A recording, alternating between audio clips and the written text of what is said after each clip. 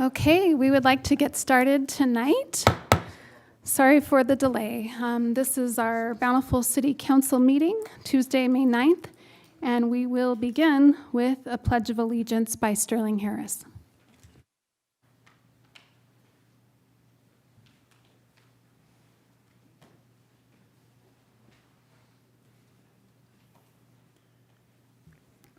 Will you repeat the Pledge of Allegiance after me?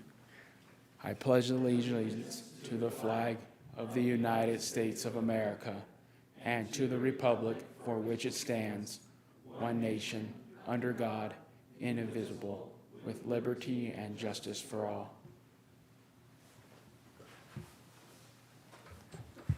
Thank you so much, Sterling. And now we would like to ask Jay Nielsen to offer a prayer or give us a thought to open our meeting.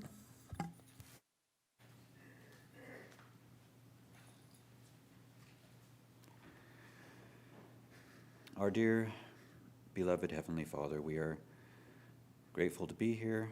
We are thankful for this beautiful city of Bountiful and the leaders and the many people here who are striving to make this a good city, one with beautiful homes, and to keep this area beautiful as it has been for many decades, Father. And we ask for a blessing upon the leaders of this city and the good people here, that they may be guided to do good things and to be supportive of the city and to help this city move forward despite the turmoil going on around us. And we say these things in the name of Jesus Christ. Amen. Thank you so much, Jay and Sterling. Thank you for being willing to help us tonight with that. We will now have a public comment period. We'd love to hear from anyone, anything that you would like to tell us. It's 2 minutes that you have, and just if you want to come up and state your name and your address. The time is now yours.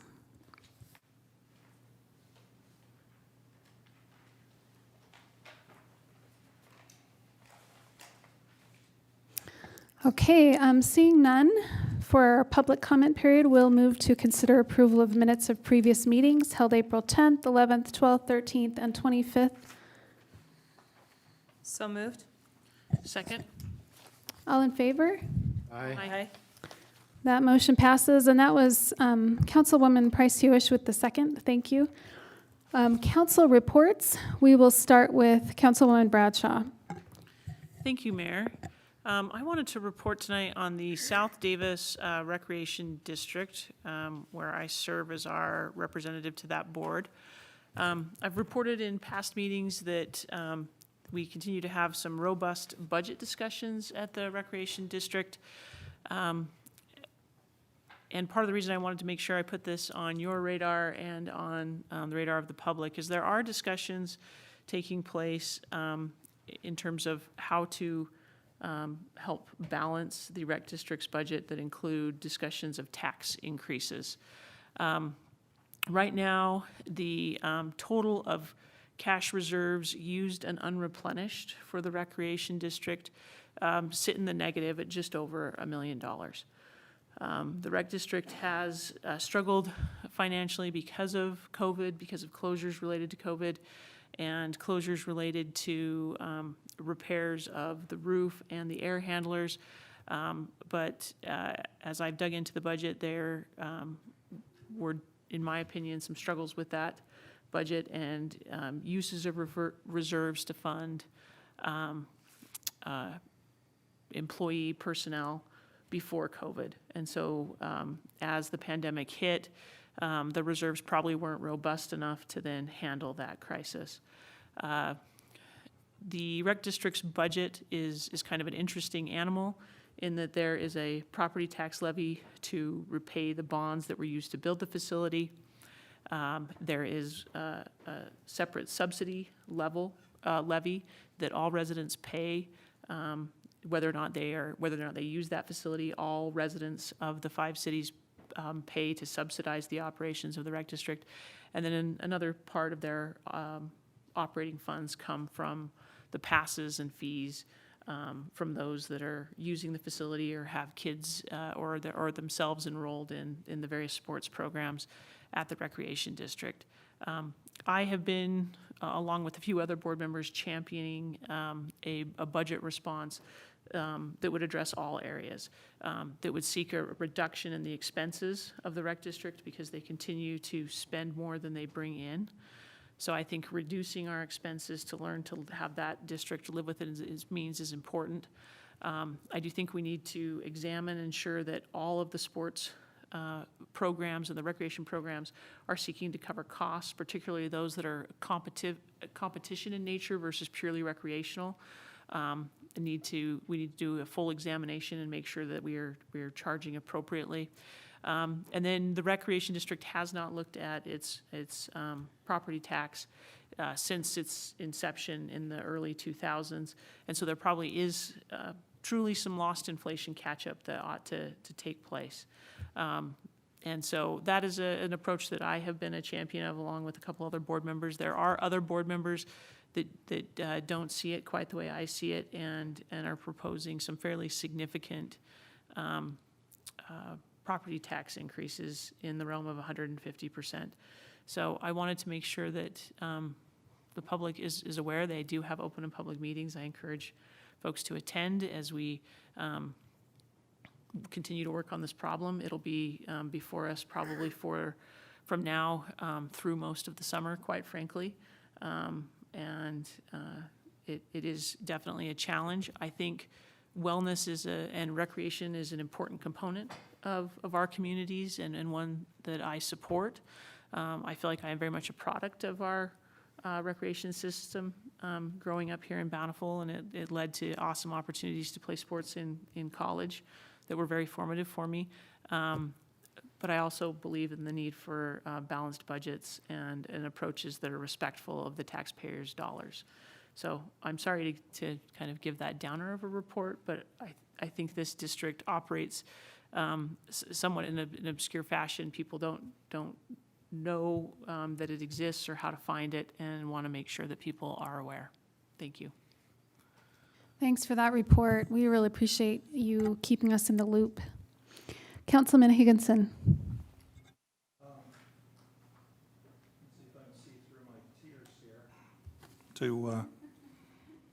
I have a little better news, although you won't necessarily think it's related to my assignment on the Power Commission. But Lake Powell is rising an average of a foot a day right now. Supposed to rise from 24% to between 48 and 50%, I believe, on the bumper crop of snow from this past winter. So we only need 2 or 3 more years as wild as this last one, and maybe we'll be back in the cheap power business. Although Alan assured me recently that probably the cheap rates will never come back, but maybe the available power could return. Anyway, that's the extent of my report. Little Lake Powell news. Thanks. Councilwoman Segura Bar. Only to put in a reminder for our community of the wonderful museum we have on Main Street, especially with the weather being as beautiful as it is. The grounds are beautiful, and it's just a great visit, a quick visit for people, and for you to take your children or family there, and then maybe walk down Main Street and go get a treat. But just the Bountiful Museum is a hidden gem that not many people remember, and so I would just like to remind people that it is there, and a great learning experience for everybody. Thank you. Councilwoman Price Hewish. Thank you, Mayor. And I get to piggyback on my colleague here, another awesome gem located on Bountiful Main Street. I'm speaking of the Bountiful Davis Arts Center and a few things that are coming up. First and foremost, a 36-year-long tradition, Summerfest, a celebration of arts and culture, will be continuing this year. in the new format that was tested during COVID, and it will take place on Monday nights in June 12th, 19th, and 26th, from 5:30 p.m. to 8:30 p.m. at Bountiful Town Square. And if you are interested in being a sponsor or a volunteer, please get on the website bdac.org, and they could really use your help. A couple other things. Free Family Art Night is coming up on May 22nd. You're going to be doing collage from 6:30 to 8 p.m. And you can also participate in the 48th Annual Statewide Art Competition, which has an opening night this Friday from 6 to 8 p.m. and will be running for the next few weeks. Additionally, I just want to congratulate the Planning Department on so many wonderful open houses that were held in the last few weeks. Just amazing events. So many people came out. I think in total, a couple hundred or more people attended those open house events, participated, gave input, but there's still opportunities for input on the general plan update, and you can get on bountifulgeneralplan.com, navigate to Be Heard, and then go to the ideas map, and there are lots you can get on and pinpoint areas that you think are areas of opportunity or places that you love and you hope will get more love or be preserved. So please continue to be involved in that process. Community engagement is the special sauce that's going to make that process so wonderful. That's all. Thank you for that. I'll just report that I'm involved with the task force with Davis County. After House Bill 499, it tasked Davis County with identifying emergency shelter for the winter for homeless. And so we're just at the beginning stages of that conversation, identifying some emergency beds during the winter somewhere in Davis County. And so that's just a discussion that's just beginning. And so just wanted to update the council on that process has begun. Councilman Bell, do you have a report? Just want to emphasize what Councilwoman Price Hewish had to say about the general plan. We had 3 wonderful meetings in April, and I hope those of you that were not able to participate in that will take time to go online and share comments, positive, negative, what you see our future to be. And then we will have a wonderful report by the BCYC. Kezia is also. Perfect. Great. Thank you. We're so glad you're here. It's time now to hear your report, the Bountiful City Youth Council representative. Thanks. Hi. So I'm Kezia Holt, and I'm the mayor for BCYC. Let me pull it up. So we've picked out our leadership for the next year, and the mayor will be Ashley Gardner. The manager will be Athena Tonga Nuavi. The secretary will be Eliza Olson. The recorder will be Olive Yates. The planner will be Landon Wall. And our intern mayor will be Carter Black. And then our past activities that we've planned for upcoming, but we've planned the Stomp on Main for June 9th from 8:30 p.m. to 10:30 p.m. at the Bountiful Town Square. And then we've planned skits for the sanitation department about recycling, and we will record them at our leadership conference this upcoming Friday. And then we've also participated in a Tri-Youth Council food drive at Dick's Marketplace with North Salt Lake Youth Council and West Bountiful Youth Council, and that was this last weekend. And then upcoming events, we have our leadership conference this Friday, and then we have new membership interviews next Friday. And then we'll be volunteering at the Chalk Art Festival and also volunteering at Summerfest, and we'll be volunteering at Coats for Kids. Do you have any questions? Mayor, I have a question. I think the stomp on Main seems like a really great idea.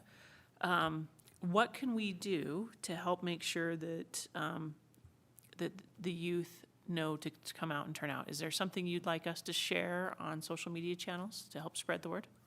Yeah, so we've made a flyer, and if you could be willing to share that just on social media, that would be great, just to spread the word. We want as many youth. It's open to all youth in the area, but yeah. Bring your student ID, so Oh, you can yeah. show your age. Oh, I can't come? Ninth If I still ninth have grade to about a 12th full grade. high student ID, can I come? I'm sure you can. Special permission granted. The BCYC has been extremely busy. They've been meeting a couple hours every week, on top of end of school priorities and all the events that happen this time of year with school. They've shown a lot of dedication and commitment to the city, and it's been fun to see that in action. Thanks. You guys are doing a lot. Thank you. Yeah, Yeah. thanks. Thank you so much for that report. Okay, thank you. Okay, we'll consider approval of expenditures greater than $1,000 paid April 17th and 24th and the March 2023 finance report. Move to approve those as printed, Mayor? Second? All in favor? Aye. Any opposed? Excellent. We'll now consider approval of entering into a contract with Parkin Tennis for $295,400 and with JP Electric for $43,870 for the reconstruction of pickleball courts and lighting at Twin Hollows Park. Mr. Brockhill. Thank you, Mayor and members of the City Council. If you'll recall, this has been an ongoing saga for several years. The pickleball courts at Twin Hollows Park. I brought to you back in September of 2022 a contract with a different contractor to rebuild those. And due to their inability to perform or even guarantee us any start date later than summer of this year, we terminated that contract with Renner Sports and went out and sought other opportunities. After many conversations with Lloyd and Gary and Clint, that was what we decided to do, given the interest of pickleball in Bountiful City and Renner's inability to perform. So we went out and I contacted a few of the other contractors that had previously bid on the project. Two of them expressed interest, one of them responded, one of them did not, with a favorable schedule. So the individual or the company that responded to that questionnaire and that request for bids is Park and Tennis Surfaces. They come back with a bid of $295,000.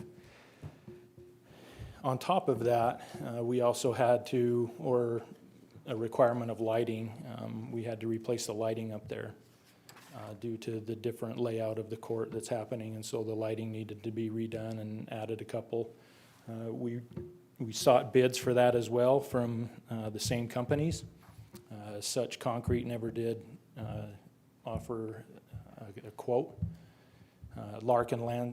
Park and Tennis Courts, they did. It was relatively high. We also reached out to a local electrical contractor here, JP Electric, and they graciously submitted a bid as well. You can see those listed there in the staff report.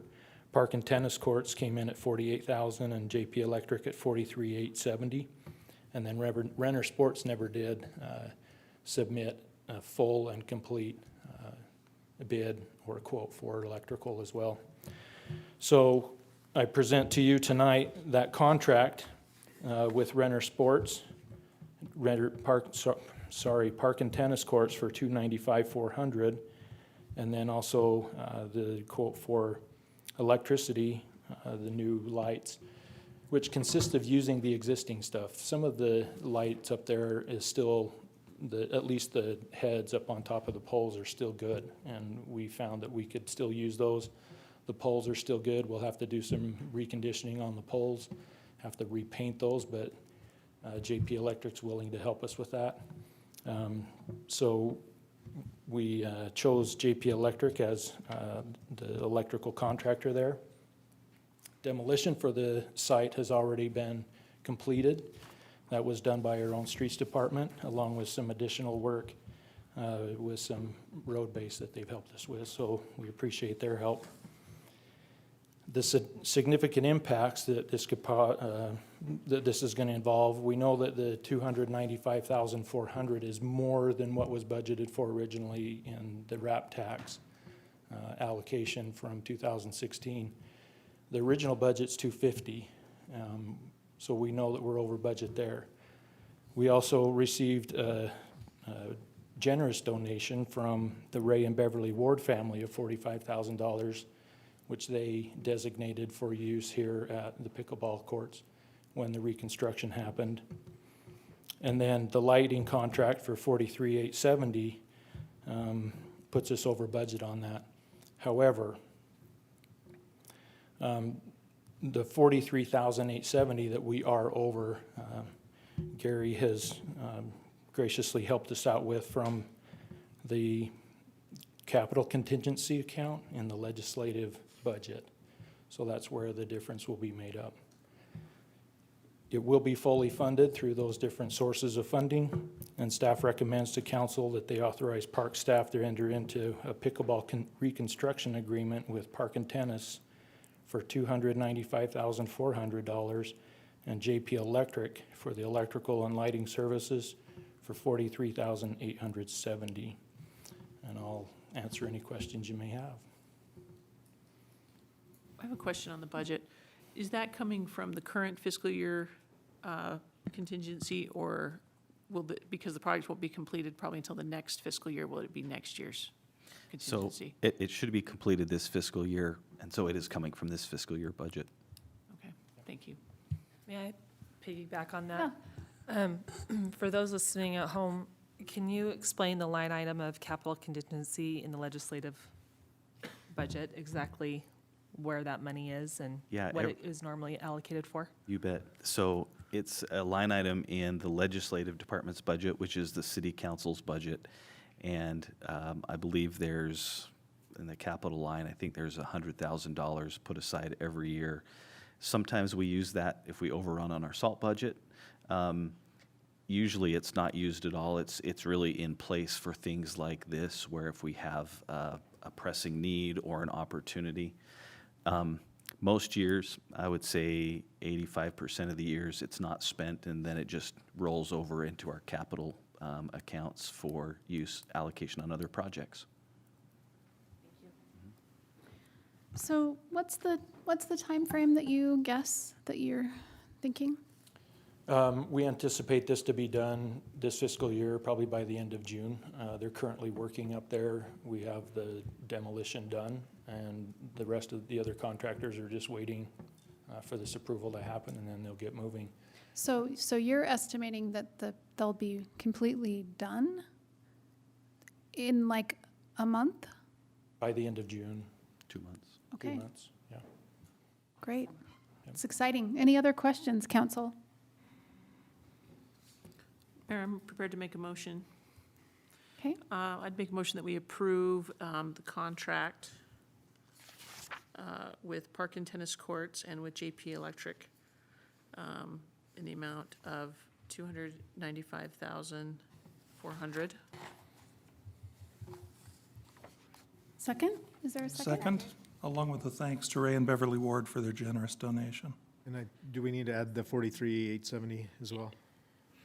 Yes, and the 43,870 for Great. Park and Electric, Okay. or JP Electric. It's been moved and seconded by Councilman Higginson. All in favor? Aye. Aye. Any opposed? Thanks for your help with that, Brock. Thank you. You very much for helping that with some creative ways to get that done. And now we'll turn the time over to Todd Christensen to consider approval of the bid from Bighorn Contractors LLC.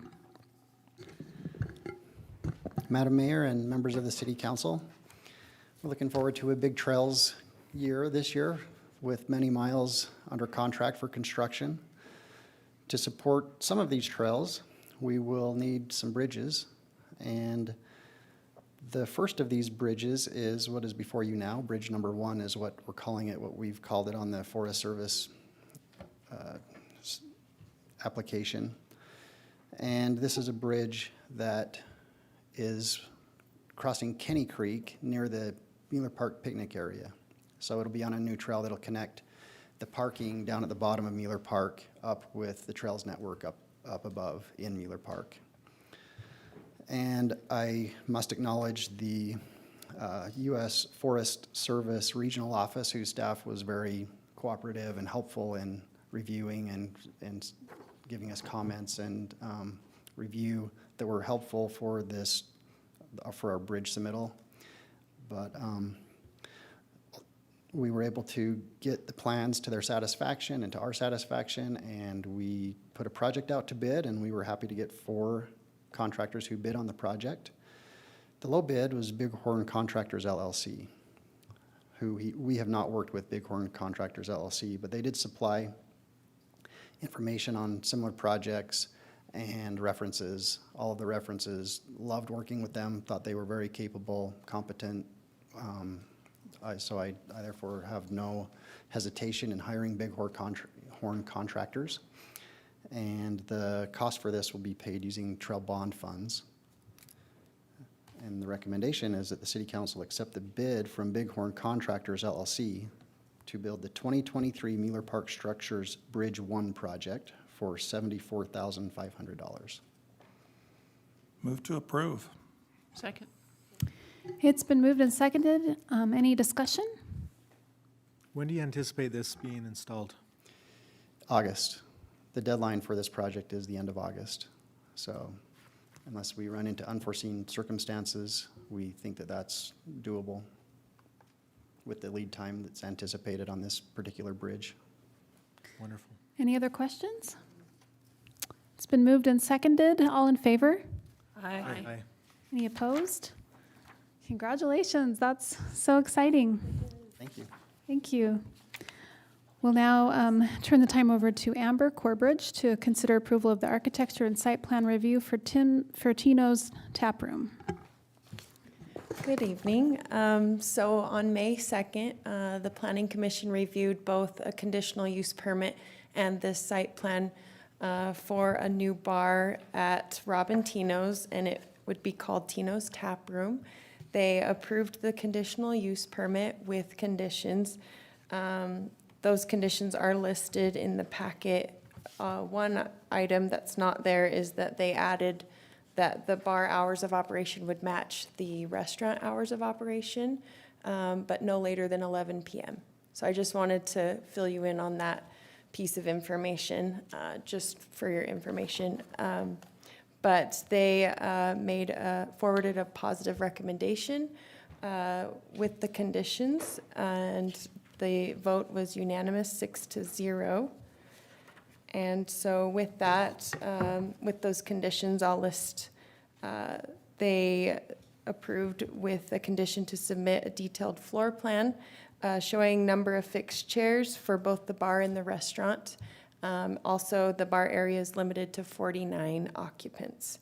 And also, they need to implement the staff recommended site plan, which is attached in your packet, which meets the minimum landscaping requirements. And also satisfy all department review comments, and then the hours of operation, which were part of that conditional use approval. And so staff recommends approval with those conditions for the architectural and site plan for a new bar at Robin Tino's. Do you all have any questions?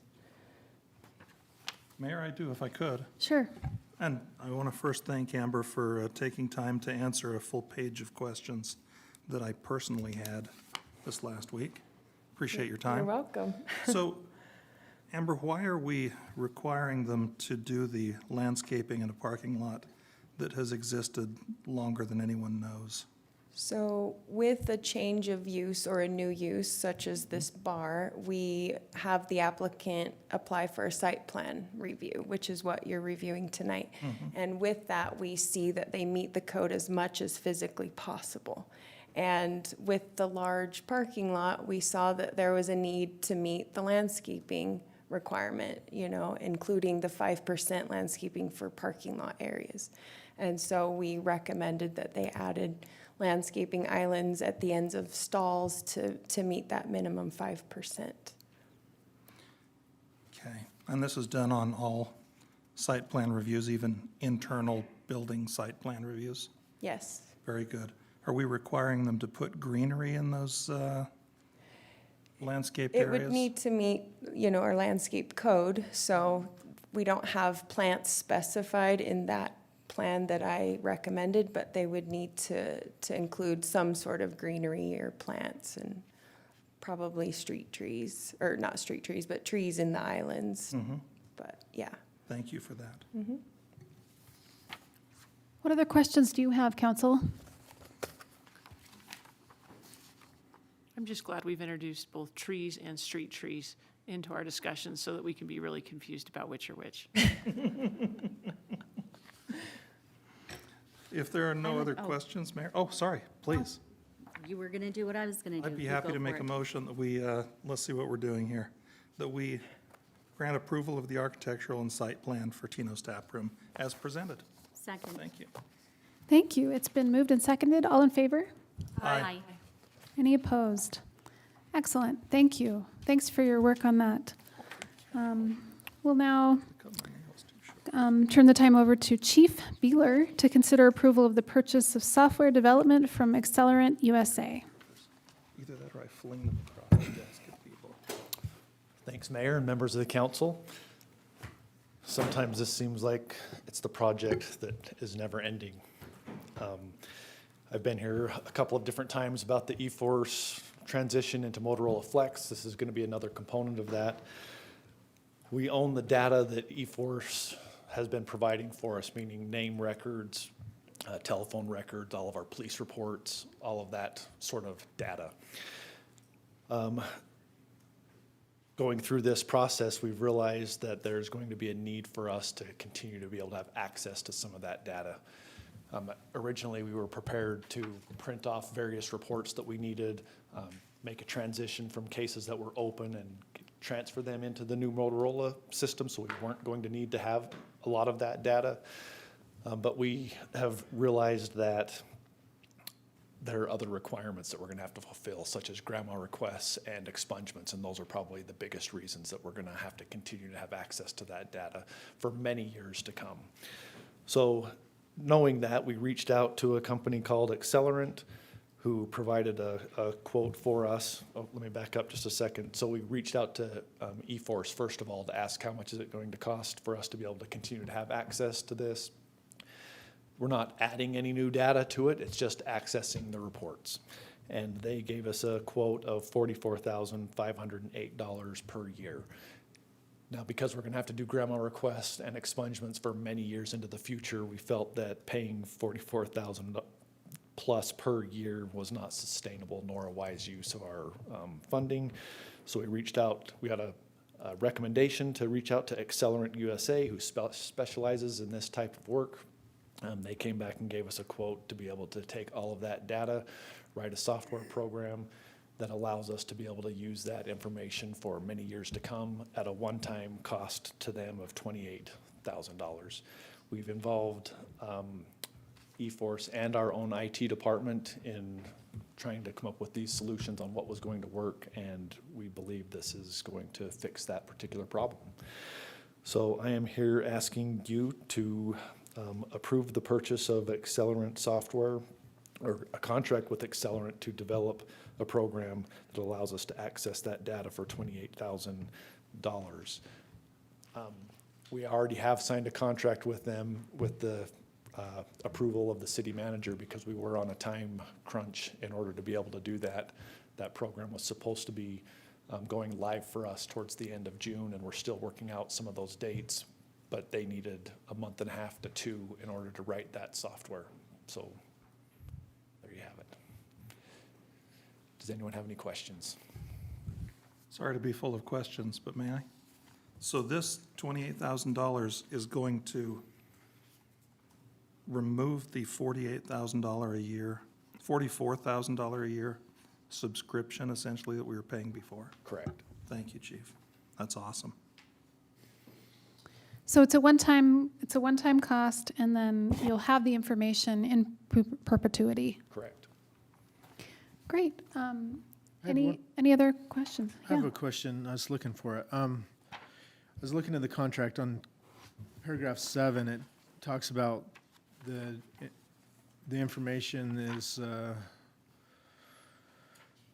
intended to be confidential for 2 years. What happens after that 2-year period?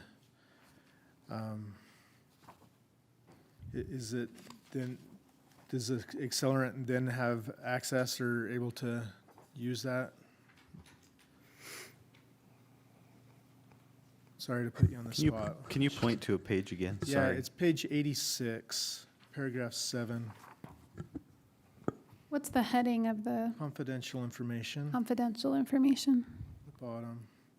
So I was just looking at that and wondering, 2 years goes by really fast, and what happens to that information at that point? Yeah, good question.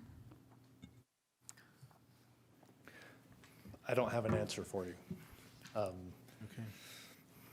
I don't think that Accelerant itself has access to the information in general, so I don't understand what their confidentiality component of our data, all they're doing is writing the software that puts, all this information right now is currently housed on a server here at City Hall.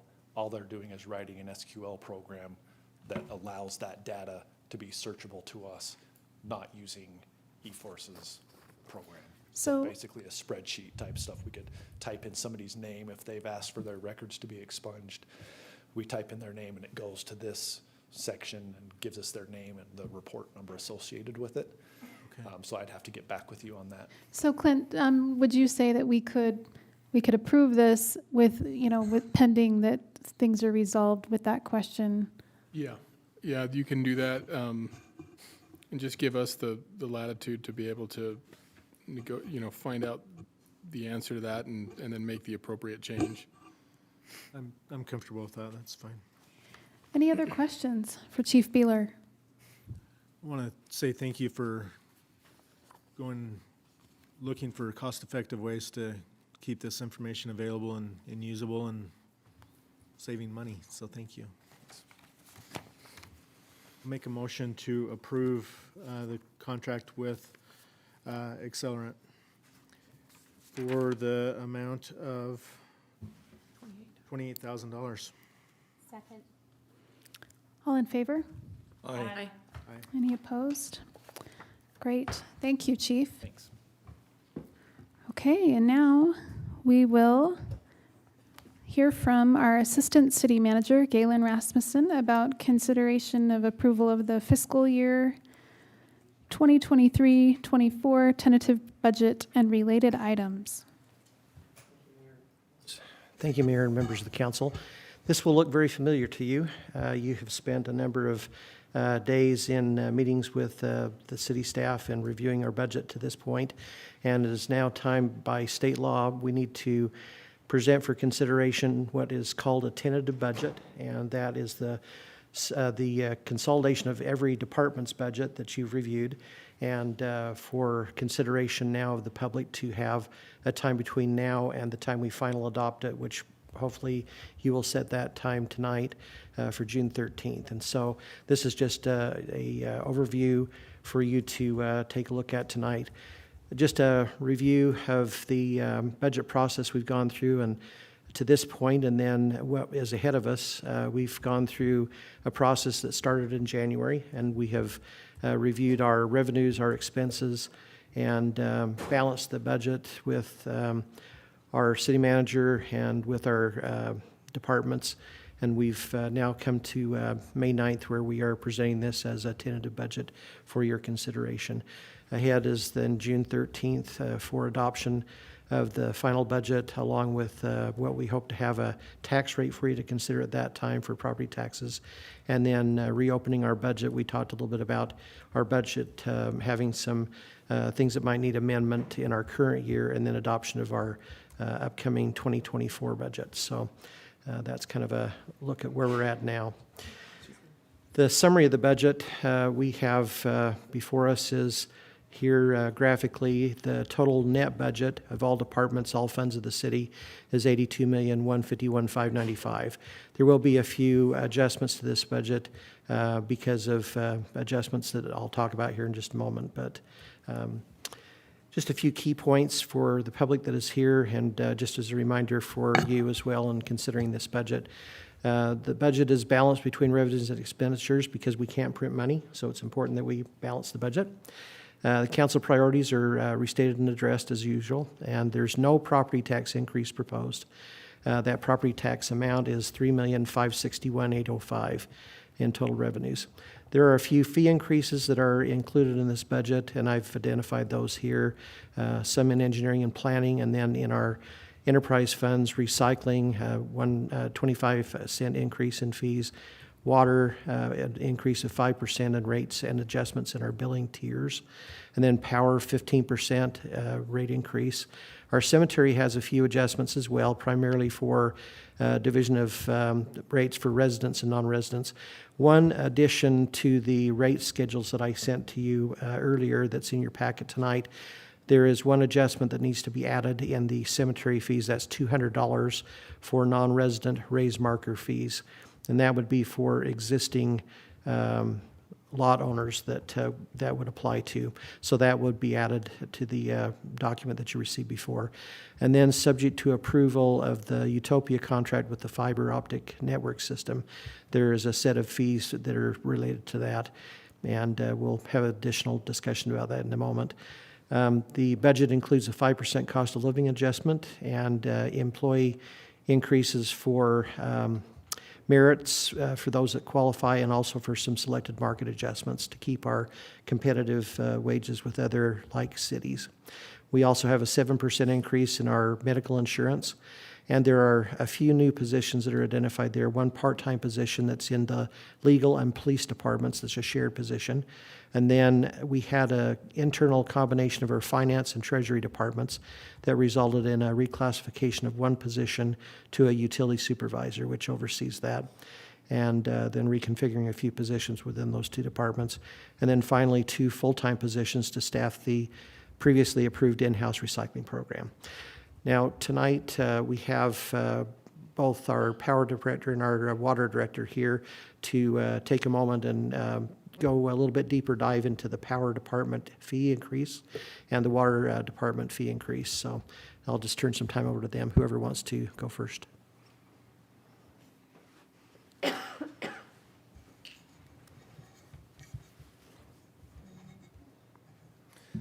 Mayor and council, it's always great to come visit with you, but I don't ever like to come when we're talking about rate increases. I just want you to know we don't bring this lightly. It's something that we look at, something that we don't have much choice in and what we've got. We'll talk about some of the big things that's affecting the power department. And the first one we talked about was Councilman Higgin talking about Lake Powell going up, which is great news with the water going up. It is going to go up between 50 to 90 feet this year. However, one thing that I did have a meeting 2 weeks ago with a gentleman from the Bureau and Western Area Power, we get it. And as Lake Powell, it is going up, but as you get further up, it takes more surface area. They have estimated that it'll be 20 years of weather. If we had 20 winters like this in a row, that's what it would take to fill Lake Powell and Lake Mead. That is the magnitude of water that is still short on there. The good short news is they did give us a little bit extra power we didn't anticipate here 2 weeks ago, so it is going in the right direction. However, resources is our biggest problem that we have. We typically have been getting between 40 to 45% of our resources from the Colorado River, or it's a combination of Lake Powell and Flaming Gorge. We've been dropped that down from 40 to 45% down to 25% of our resources. The other big issue we get is we have to match load, as we've talked about in the past, hour by hour.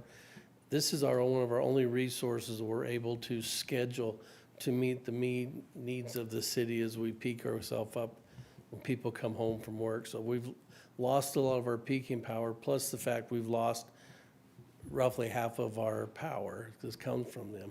The other bad thing is in order for them to meet their needs, they raise the price, so we're paying almost the same amount for 50% of our power.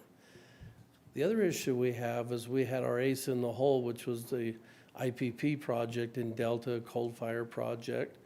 However, we're running into problems, coal supply, both the mine fires and some issues with the other mines where they've been shut down or had issues. So coal supply and also the railroad is not able to get the coal that they can get brought in.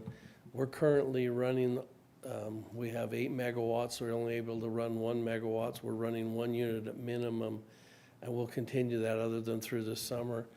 They don't look forward to that changing in the next couple of years, so coal supply is an issue. We also had our San Juan coal project down in Four Corners that was shut down last September. We'd anticipated a contract that was gonna fill that in that fell through. So we've had to go out onto the market, and unfortunately, as we go out and everybody's looking, price of natural gas is where everybody's falling back to, and we use that at our plant. We had the gas hedged out through 2026 for what we'd anticipated burning, but we're burning more gas at our plant because we have to move it down deeper, not so much peaking, but to fill in the void. So we've had to buy additional power. So resources is the biggest vast problem that we're finding in the power department. Along with that, we still have to maintain the system, as we've got poles that are 50, 60 years old that we are continue to work. We average about 125 poles a year of being replaced, and that includes the wire transformers. We're finding that if we go out there, a transformer like you have the green box in front yard or the kind of gray one on the pole, we're going out to look for them. We're paying nearly twice as much per transformer, and it's taken us a year to get them out. You've been good to support us when we've been able to find them, to bring them in and purchase them. But like I say, if you go out now, it's a year delivery for transformers. So we've had to keep an inventory in there. Poles, which was something we used to get about every 6 weeks, are now 7 to 8, 9 months before we're able to get poles in. And again, they're coming at a much higher cost. So all of our materials and materials that we're coming back in are really being affected by them. A couple other items that we had in the budget that we have got our substation over by Viewmont that we're not able to get parts for the breakers. And of course, the breakers, if it fails, we can't supply power without feeding it back through. So we've got money in there to start the engineering to rebuild that substation. And we've also got money to put money into our hydros, our control packages, the computer that actually runs it. We're not able to buy new parts. We're buying refurbished and essentially off eBay to keep the plants going there. So we've got money to work our way through there. So that's probably the highlights. I was asked to give just a very short executive summary of what our issues are, why we're looking at it. But like I say, it's not something we bring lightly, and hoping that we can get this and stay back in, but it's still a very bare bones budget, the power department, to make it through there. So, but I'd be glad to answer a question or. Thank you so much. Alan, any questions from the council about this power increase? Can I just ask a clarifying question for people who aren't as well versed in power? Can you explain the phrase matching the load? Yeah, as you look at it on the residential, you get a bill that's got so many kilowatt hours. But the reality is we have to, every hour, 24 hours a day, we have to settle our power. We have to, if we anticipate the load this hour being 20 megawatts, we have to have 20 megawatts of bought. And if we don't have that, we're short and we have to, they buy off the market. Or if we're long, you have to sell it back. So we basically have to match our load hour for hour, 24 hours a day, 365 days a year.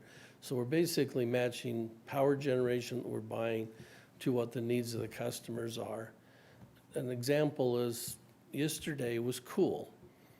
And like I say, the load was not typical May weather. It was down, so we was actually selling power. And in fact, we have alarms that protect us. If we generate, we can't push power back on out of the city. And our alarms for load generation was going off yesterday. We had loads that was down into the 15 megawatt range. We've already had power this month, the first couple of days that we had over 60 megawatts. So we've had a 40 megawatt swing, and we have to buy and sell that as we work our way through it. So Thank you. I just think it's so important for our residents to understand that, because it's what a dance it is. it is. And how vigilant you as a power director and everyone who works there has to be to anticipate those, how it ebbs and flows. So thank you for that. Thank you very much. Any other questions for Alan? Yeah, Alan, are we generating at both Echo and Pineview now? Yes, we have both Echo and Pineview are running.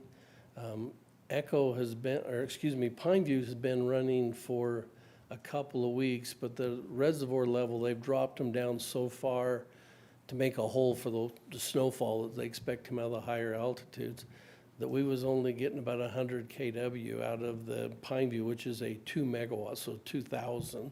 So it's just been idling, but it's been coming up 1.5 foot a day at Pineview.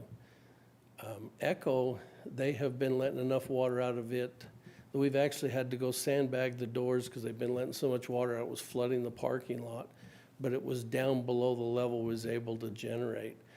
But as the lower level snow has been leaking or melting into the river, they've had to slow what's coming out of the dam, so it's raised the dam, and it's going up just under 1 foot a day. We're up into the area where we can start generating again, so we currently have both of them operating today.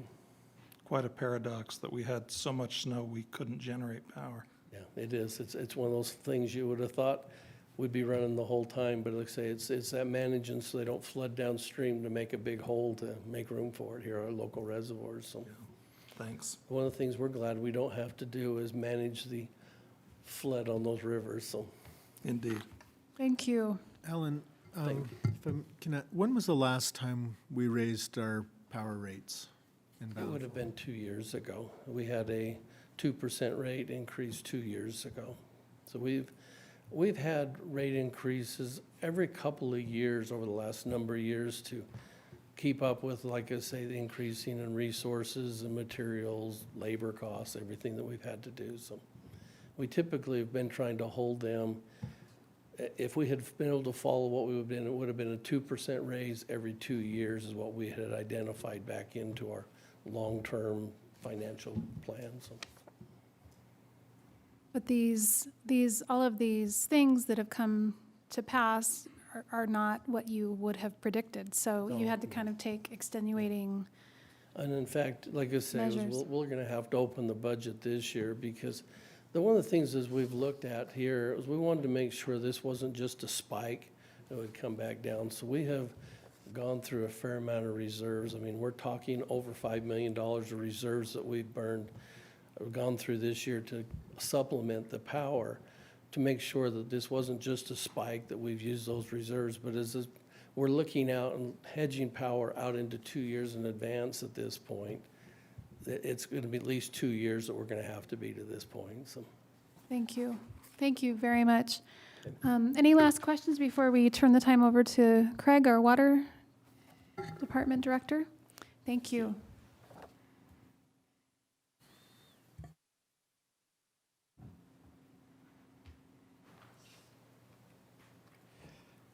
Well, good evening, Mayor and Council. Thanks for letting me come and talk about our water rate increase. Kind of like Alan at the Power Department there, some of the big drivers that we had for deciding to do an increase was the cost of materials that we need to make sure that the system is intact and can keep water flowing to the residents. Some of these prices have jumped over the last 3 years, most of them within the last year or so, 2 and 3 and some of them 5% in cost. Cost of pipe has gone up immensely. So in order to try to keep on track with our 40-year pipe replacement plan, to beef up our infrastructure and make sure that we have those new pipes out there, this is kind of one of those things that we need to do. Along those lines, replacing meters, the meter costs have gone up, and along with the electronic radio read systems that go on those have increased in price as well. So unfortunately, that's one of those things that we've got to make sure that we stay ahead of that curve to try to keep that replacement plan and everything going properly. Another portion of the rate change was actually adding a fifth tier to our tier system. And adding that fifth tier will help us kind of catch the high users for the peak months out of the year. We also went through and revamped the allotment for the 1,000 gallons that they were able to use in those allotments. The tier 5 actually is going to start around 400,000 now instead of the 501 that it was at. So we've revamped those systems, trying to make things a little bit better, but the overall increase that we were asking for was about 5% per tier.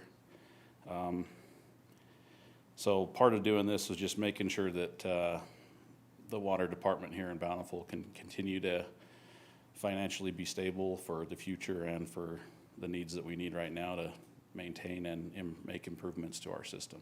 So if there are any questions, I'll try to answer. Any questions? Thank you. All right, thank you. Okay, we'll turn it back over to you, Galen. We wanted to take a minute and talk about our fiber fees, since that is a section of the budget that was not on the tentative. And Gary, I think you wanted to review that? Yes, thanks, Galen. This was not included yet in the budget presentation that we were looking at over the last month, because we were still negotiating with Utopia, still determining the size of the bond that would be needed. But we've narrowed down the costs and are proposing that these would be the fees that would be paid and or collected for the fiber utility. If you recall, there are actually every Utopia customer, and this would be the same for Bountiful Fiber, receives two bills. The first is a bill for infrastructure that pays the cost of the bond. And the second bill is a combined bill that includes Utopia's fee for operating the system, the refresh and replacement fee, which is the capital replacement cost, and then finally the ISP bill. So what we're calling out here, and that's for residential customers, you can see the different rates. Essentially 250 megabits per second would be the transport service fee that is in the Utopia contract that is, of course, has not been adopted yet, is $27 a month, $31 a month for 1 gig, and $60 a month for 10 gigs. You can see the corresponding infrastructure fee, which is the bill that would be sent by the city to pay for the bond, $38 a month for 250 and 1 gig, and $44 for 10 gigs. And then the residential refresh and replacement fee is $8, $6.50 of which be remitted to Bountiful City and retained by us to replace the capital improvements. The other $1.50 is 50 cents of which is retained by Utopia to manage the inventory, and then $1 to take care of a portion of the capital replacement costs that are used across the different jurisdictions, such as vehicles and tools and things that aren't just specific to Bountiful. Non-residential customers are treated the same way as they are with Utopia, where there is a suite of services that they can receive. The way that revenue, so they would select based upon, I should say, based on their selection of services. There is a catalog of costs that would apply, and Bountiful would receive 50% of the revenue from those non-residential customers. Again, this is because we're adopting the fee schedule. We're recommending adopting this tonight at the same time, and this would all be subject to approval of the contract with Utopia. Thanks. Now, just to briefly run through the budget and how that compares with the current year budget that we're in. Mayor, could I ask our city manager a question? Sorry to interrupt. Go ahead. So the rates for commercial or non-residential use will be set based on Utopia's existing commercial rates? Correct. Okay. Thank you. Thanks. So this is just a brief review of each of the funds of the city and where we're sitting with the current budget year and what is being proposed. So just to kind of page through those just for your review. And if there's any questions, feel free to ask. Sorry, Galen, can I? Yep, please go ahead. I want to go back to my answer to Okay, Councilmember Higginson. Good. That is correct. That's in the initial term, but we have the ability to adjust the fees whenever we choose. And so, let's assume that that's too high or too low, then we could go back and change the terms of those costs if we wanted to for any of the fees. Thank you. Sorry, Galen, thank you. Thanks. No problem. So anyway, this is just a brief overview of where the budget sits, and just to give you an idea there. There is a little bit of a change in how we are showing, and we've discussed this when we looked at the department budgets that are managed in the streets department. So our recycling, landfill, and sanitation, they are now departments within the sanitation fund. So that'll be just a little bit of a description difference that you'd notice. And then finally, our internal service funds. Galen, may I ask a question back on those, just for clarification, for those at home? Yeah. And I want to make sure this is correct, but these also include one-time capital expenditures, correct? So that This is a total of these aren't operating and capital. necessarily increases due to operations. These also include, that those capital expenditures will increase or decrease per year based upon the projects. That's correct? Because we're a pay-as-you-go city primarily, we have very little debt. This will fluctuate. If you were to look at our expenditures by each department over time, it correlates with the long-term capital plan that's also part of our tentative budget and would be part of the final budget, but you would see those fluctuations going because of that. So that's good clarification. Thanks, Gary. This is a synopsis of the RAP tax grant applications that were made to the city for this coming fiscal year and what the Parks, Recreation, and Arts Committee recommended and for council approval. So there were $105,165 allocated in the budget. Organizations requested $101,955, and that was approved. And we had 3,200 roughly left over, which will be utilized for other eligible city RAP tax projects. So that gives you just kind of an overview of what was reviewed with that committee and submitted for approval along with this budget overall. Just a few things to take into consideration in this tentative budget. We've talked about the fiber optic utility. If that contract with Utopia is approved, it would necessitate creation of a new enterprise fund, similar to the power department and water department, that would account for the construction and operation of the fiber optic utility. And so we would be putting that into the final budget document that you would approve in June, so that you can see that. And then in the current fiscal year, we talked a little bit about this in prior items in tonight's meeting. There are some additional funds that would be needing to be expended from our RAP tax funds that would be for these projects here, and I believe you're familiar with these. And so these are additional amounts that would come from that. Bearing in mind that if these expenditures are approved in the current fiscal year, which would come before you various times, that would delay how much time it will take to reimburse the city's capital improvements fund or capital projects fund for the cost that was paid ahead for the ice ribbon. They'll still be done, but it would just delay that payment back a little bit. So just wanted you to be aware of that. Now, before you tonight are three... Galen, Oh, sorry, go ahead. Can I ask a question? Uh-huh. What is the time frame for that delay? When you say the delay, there would be a delay. Gary, do you want to address that, or? Yeah, my recollection from the analysis is that we would have all of those expenditures paid for. We will have, including paying ourselves back for the ice ribbon by 2025, or which would mean we'd have then one more year's worth of revenues to be able to allocate. We estimate there will be about $1 million in a couple of years that we'll be able to allocate for additional projects from the existing RAP tax authorization. So all those projects plus the repayment of the ice ribbon, and then Right, yep. All those projects plus the repayment of the ice ribbon. Yep. Uh-huh. Just before you tonight, then, I have identified, and you can feel free to make the motions and that as you see fit, but we have three key things that need to take place tonight. We need to adopt Ordinance 2023-01, which would adopt early the fees and rates that are in the budget and the related policies that go along with those. Let me go into a little bit of detail on that. I mentioned it in the staff report, but these rates and fees are in the tentative budget document, and there are fees in there for general related things like engineering and planning, but there's also fees and rates that are in for our enterprise funds that we bill for our customers.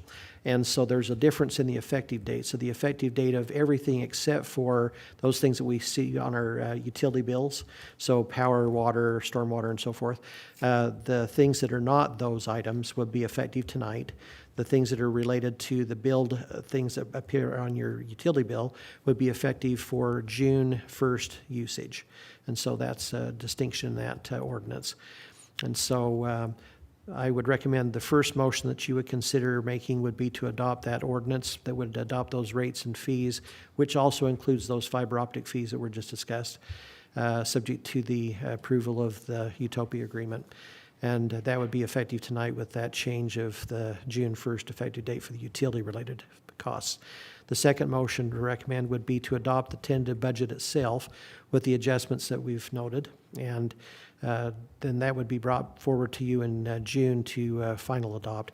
And then the final motion would be to set the time and place for a public hearing on this tentative budget and related items at the council meeting that would be June 13th at 7 o'clock here in the council chambers. And so, Mayor, I would turn that back to you for any questions or other action.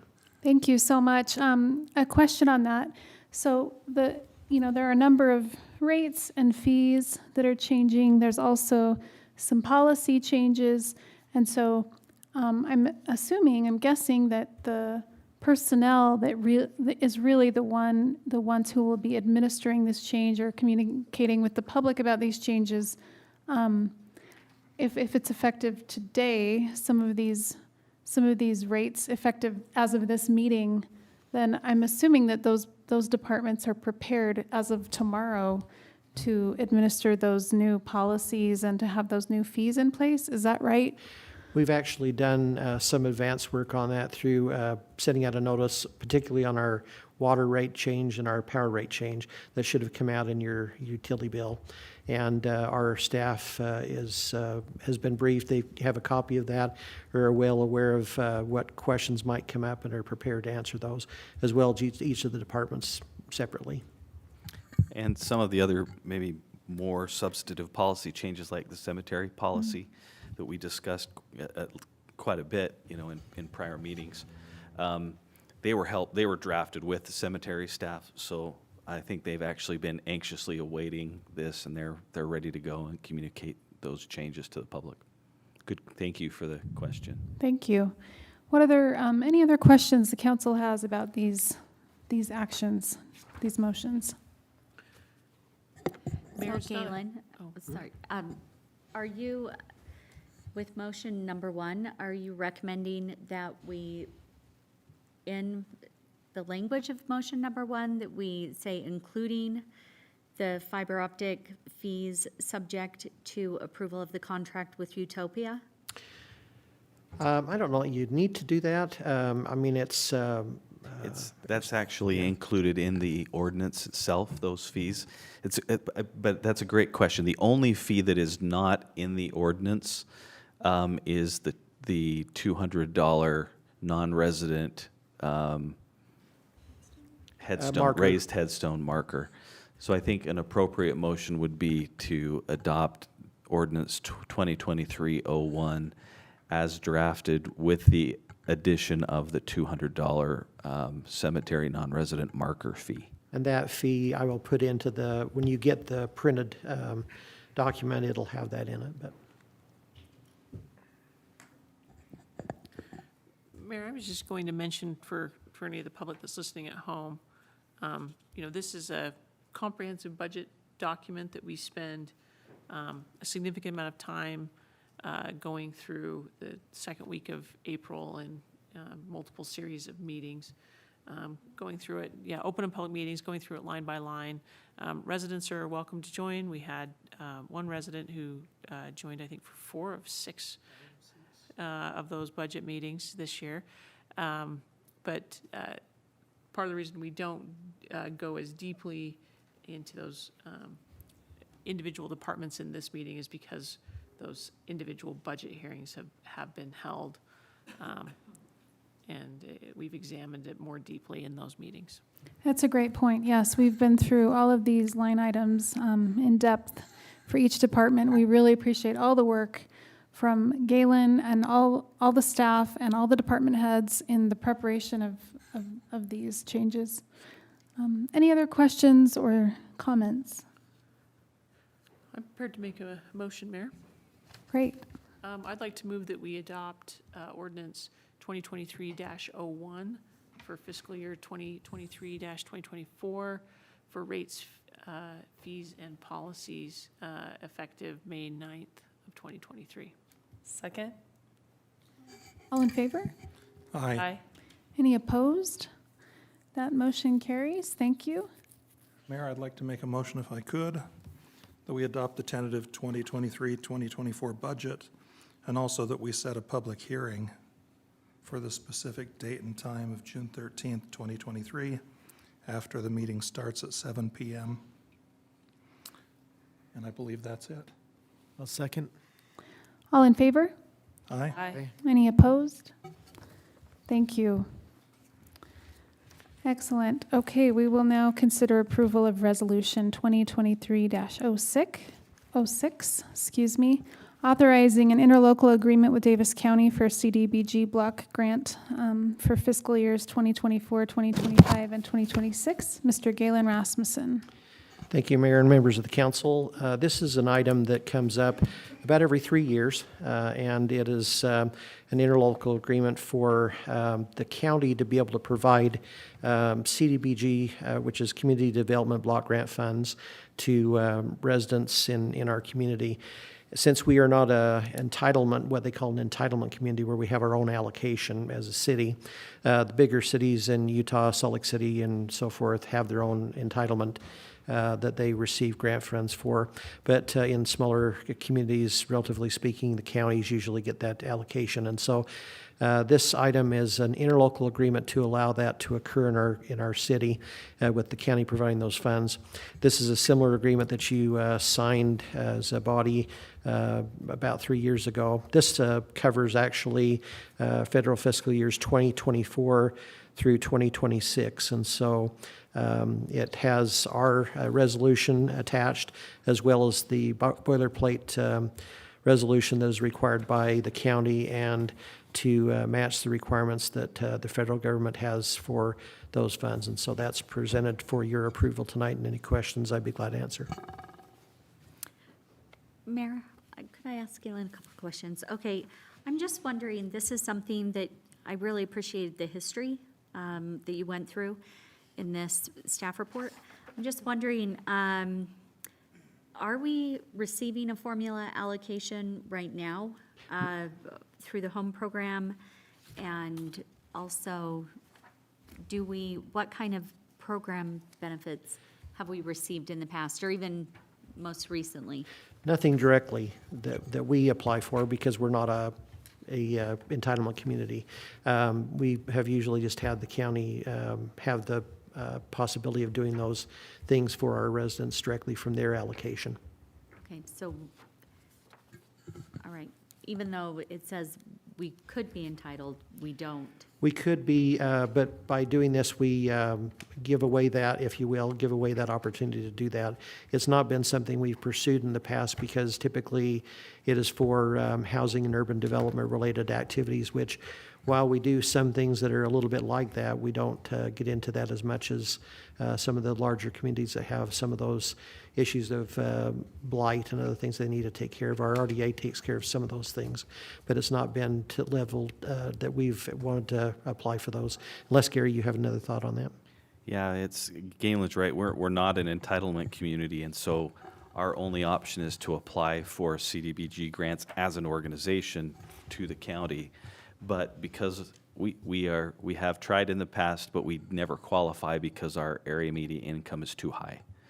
That's the major criteria. And so, but what adopting this resolution lets us do, I should say, it lets organizations within Bountiful that might apply, they can still apply by virtue of our participation. So we don't benefit directly as a city, but the organizations in our city that might qualify do. So Bountiful residents are benefiting from this interlocal agreement, and funds are being distributed to partnering organizations that may benefit people who could, So like Yes. Bountiful the residents. they like could. Food pantry Food might. pantry, et cetera. If Those- they chose to, they could. And that's a perfect example of an organization in Bountiful, yeah. That could apply if they choose to. If we didn't participate, they probably wouldn't be able to apply even, so. Okay, the so way this they- is something that we could not apply for as a city because of Correct. what you said. Correct. Okay. Yeah, the larger cities, for instance, Salt Lake City, prior to working for Bountiful, I worked for Salt Lake City, and part of what I did was worked with the Community Development Block Grant Funds, and so we did receive an allocation like the county's doing, but just for Salt Lake City. And then what we did is sent those grants out to individual community partners to do various functions like housing and urban development, reducing blighted areas, providing assistance to others that were in need for various reasons, and then monitored those funds and reported back on them. The county will actually take care of that. Our residents will receive the benefits to that. So we just don't get involved directly as a city. Any other questions? Mayor, I'm happy to make a motion that we adopt Resolution 2023-06, and that we compel the mayor, the city recorder, and the city attorney to sign whether they want to or not. Second. All in favor? Aye. Any opposed? Thank you. Okay, we'll consider approval of Miller says it has to be Paving's signed. proposal. Mr. Lloyd Cheney. Thanks, Mayor. The street department's 10-year capital plan identifies a couple more small reconstruction projects down in Plat A over the next 2 years, but many of you are familiar with the planned development projects on 4th South by City Creek Construction and Knowlton General on the old Marie Callender's property. We've had to make some adjustments to those two planned projects to kind of work around those two development projects, since they're going to be out in the street and with utility connections, and we don't want them to disturb our fine work.